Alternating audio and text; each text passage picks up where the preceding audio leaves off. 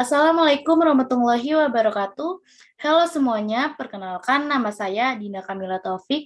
Saya adalah mahasiswi dari Universitas Pancasakti Bekasi, Fakultas Ilmu Pendidikan jurusan Pendidikan Ekonomi, dengan NIM 18720505055. Nah, dalam video kali ini, untuk memenuhi salah satu tugas UAS dengan mata kuliah Strategi Pembelajaran dengan dosen pengampu Ibu Eka Putri, SPD, MPDE.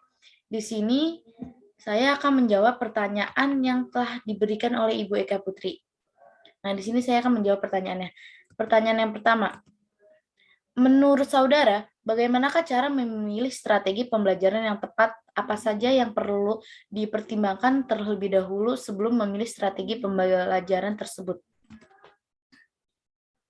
Menurut saya, kita sebagai guru, kita harus pandai memilih strategi pembelajaran. Karena pemilihan strategi pembelajaran yang akan kita gunakan dalam proses pembelajaran itu harus berorientasi pada tujuan pembelajaran yang akan dicapai.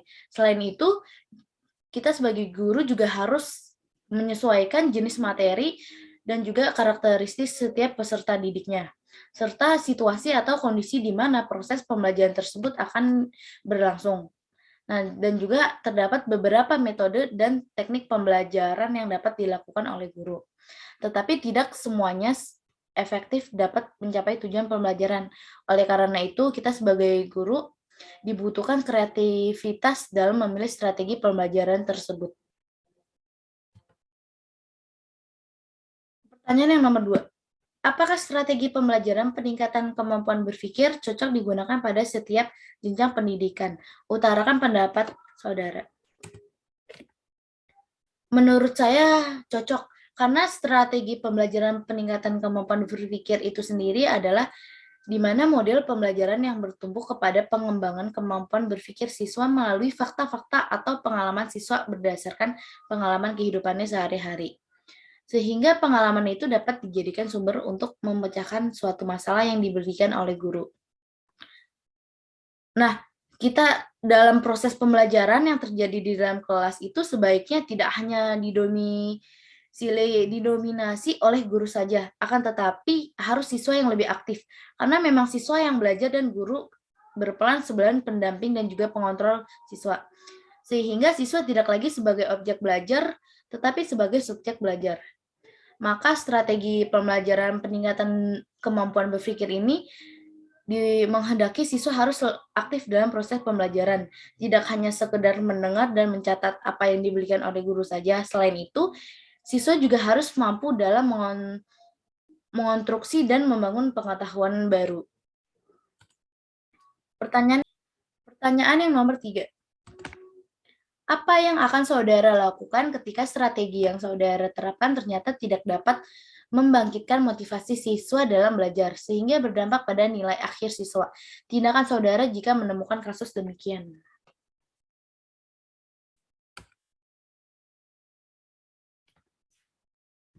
Di sini kita sebagai guru, tenaga pendidikan harus dapat mengembangkan potensi siswa secara optimal dengan kemampuan untuk berkreasi mandiri, bertanggung jawab, dan juga dapat memecahkan masalah-masalah yang dihadapinya sesuai dengan karakteristik siswa itu sendiri.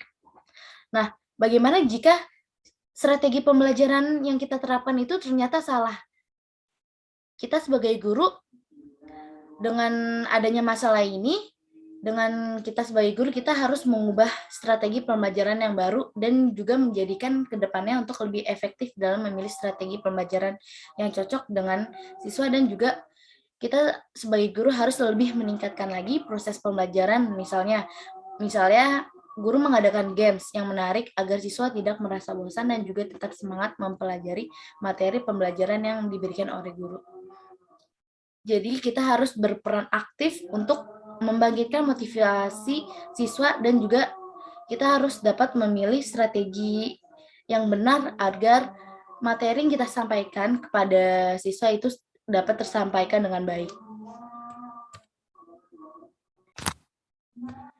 Nah, selanjutnya itu ada pertanyaan yang keempat. Jelaskanlah makna pembelajaran dengan menggunakan strategi pembelajaran induktif dan deduktif, dan bagaimana cara implementasinya di kelas. Strategi pembelajaran induktif itu sendiri adalah sebuah pembelajaran yang bersifat langsung tapi sangat efektif untuk membantu siswa mengembangkan keterampilan berpikir tingkat tinggi dan keterampilan berpikir kritis. Pada pembelajaran induktif itu sendiri, di mana guru langsung memberikan presentasi informasi-informasi yang akan memberikan ilustrasi-ilustrasi tentang topik yang akan dipelajari oleh siswa.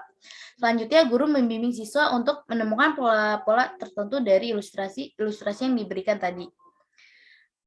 Nah, beda halnya dengan strategi pembelajaran deduktif, yang dimana strategi pembelajaran deduktif adalah strategi pembelajaran yang menerapkan penalaran dari hal-hal yang umum terlebih dahulu untuk seterusnya dihubungkan dalam bagian-bagiannya yang khusus.